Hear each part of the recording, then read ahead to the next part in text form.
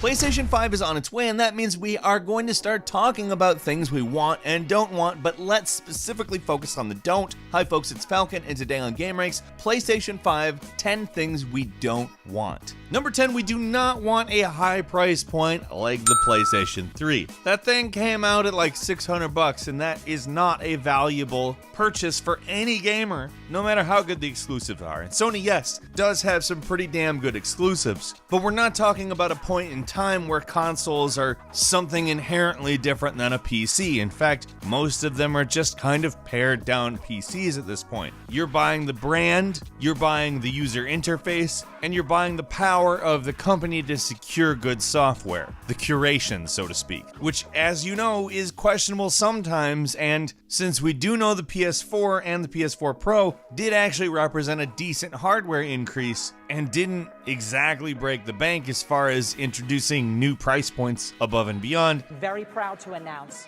that PlayStation 4 will be available at $399. I'm worried they're going to try to use perception to try to make the PS5 seem much more powerful by introducing a higher price point. But I'll say this is just a personal worry. I don't really have evidence for it. I just know business people like money. Number 9, no gimmicks that they advertise and never actually use in a game, like the touch bar on the PS4 controller. You know where you've seen the touch bar used on a PS4 controller? In the commercials for the PS4. If a feature literally only gets used in the advertisement for the feature, that's a good indicator it's not going to be useful for people. And unless you can come up with something that is useful for people, like let's say the Nintendo Switch and all of the various functionality it brings, don't do it. Now that's not to say I'm taking a big old dump on the touchpad on the PS4 controller. It has potential as an idea. If controllers with touchpads on them wasn't a good idea, there wouldn't be a Nintendo Switch. But Sony sure didn't make any push for people to actually use that thing. Number 8, we don't want another system that doesn't give us backwards compatibility. We've spent so much time and money building our PS4/PS4 Pro libraries, digitally speaking, that a trade-in for a PS4 or a PS4 Pro to a PS5 is not even close to worth it. The PS4 is not even a bad system as far as consoles go. Is it getting a little dated? Sure, but could you not allow me to play all of the digital content I have purchased on the PlayStation platform with maybe a PS5 enhanced patch? Of course you could. That's why not doing it is one of the key things that you're going to hear people very loud about. If they don't do it, people are going to be probably more mad this generation than any previous one. Especially having the PS4 Pro, which introduced the idea of the PlayStation as a platform, like a software platform, like a Steam, and the hardware just kind of being something that allows you to play, which is the same thing that Xbox is seemingly trying to do as well. If we see no backwards compatibility, there's going to be problems. Number 7, we really don't want the PlayStation 5 to go all digital. Now,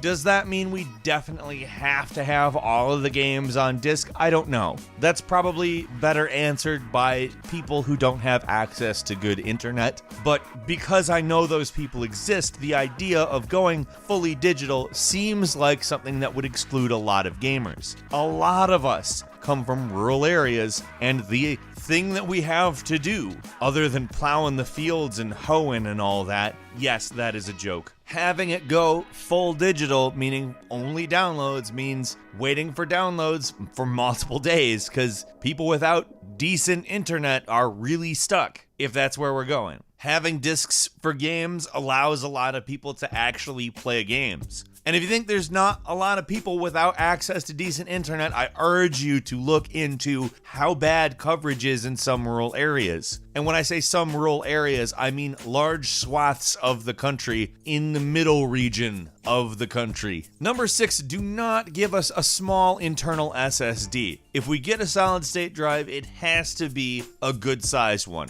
Because let's face it, games keep getting bigger, and as the standard moves towards solid state, and let me just go ahead and say this, if it's not an SSD, I don't even know what Sony's doing. But as things progress, we can't have a small SSD. It's gotta be big, because even if they don't forego the disc slot and allow you to have a disc. Oftentimes you're installing large portions of the game on the hard drive as a requirement now. If they cheapo out on this or make a model that's intended to get you to buy a larger model, I just think that would be really just terrible. Give us the means to play a decent amount of games on our console before we have to worry about storage. Number 5, and this one is going to seem so obvious, but there's some context that I think makes it really necessary to bring up. We don't want to see anything less than 60 frames per second on games. And I bring that up because a lot of games right now on the PlayStation 4 Pro look amazing. And in a lot of respects, I'm not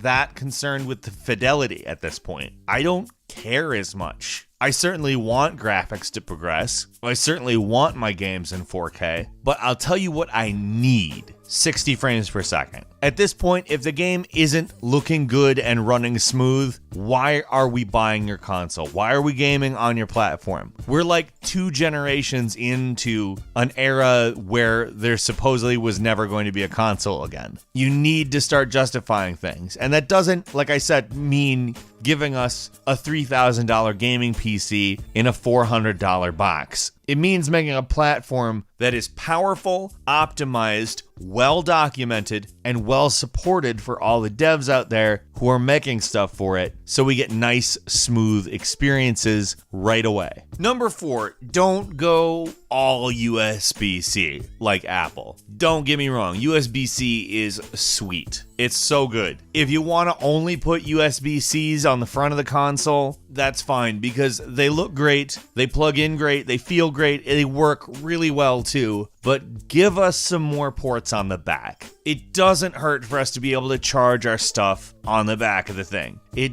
also doesn't hurt for peripherals that might be compatible to actually be compatible. We don't want to see the platform limited as opposed to open. Again, we're in a console generation where a console really needs to start justifying being a thing. So make it nice, accessible, open, and easy for us. Number 3, we don't want the PS5 to be too loud. And I'm not saying that in a stop making loud games. No, I'm talking about the fact that the PS4 has like a built-in propulsion system and blasts off into space every time a game gets a little bit more detailed. Oh, we gotta run a cinematic where there's some high detail and some faces. Your PS4 is gonna have to go to Mars for that. Please don't do this. Number 2, something that would make me ever so happy is for them to forego a cheap battery this time around. Don't give us crappy battery life on the controllers again. Now I know you're saying, the battery life, it's 6 hours, that's a long time. I would say, maybe you haven't realized that you might leave the controller on the couch and then come to the couch later and be like, I'm gonna sit down and play a game, and oh hey, there's no battery. I'm gonna have to wait for it to charge. It's not like it stayed on the whole time. Controller went to sleep almost immediately, and then PS4 went to sleep, and I wanted to come back to it. I wanted to turn everything back on, but you know what? I was playing the game for a few hours and there's no battery. Plus, when the battery gets old, it stops being a 6-hour battery and starts being like a 2-hour battery. I don't know anybody who plays a JRPG for 2 hours. They don't exist. Now, does that mean get rid of things like the touchpad or the light bar? No, it means put a better battery in the thing. Although I did bring up the touch bar as a gimmick that hasn't been used, I don't understand why it hasn't been used. And you would be even cooler? Put a touchscreen in the damn controller next time around. I don't care. The Nintendo Switch has a huge screen in it, and with some of the games I play, it lasts a really long time. And that's got like a graphics processor in it, running all that stuff. I think you can run a controller with just like a touch menu or something for more than 6 hours at this point in time. And finally, number 1, we do not want an early release date. Don't put out the PS5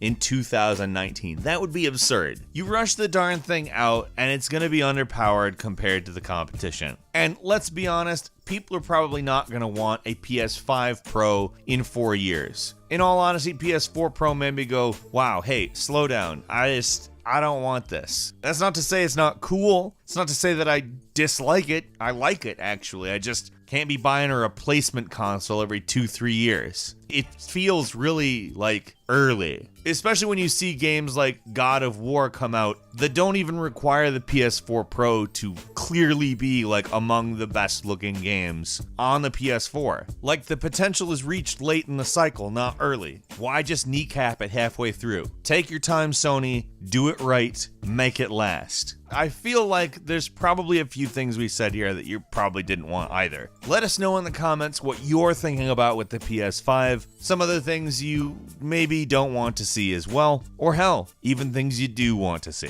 If you like this video, click the like button, and if you're not subscribed, now would be a great time to do so. We upload brand new videos every day of the week, and the best way to see them first is, of course, a subscription. As always, thank you very much for watching this video. I'm Falcon. You can follow me on Twitter @FalconTheHero, and we'll see you next time right here on Game Ranks.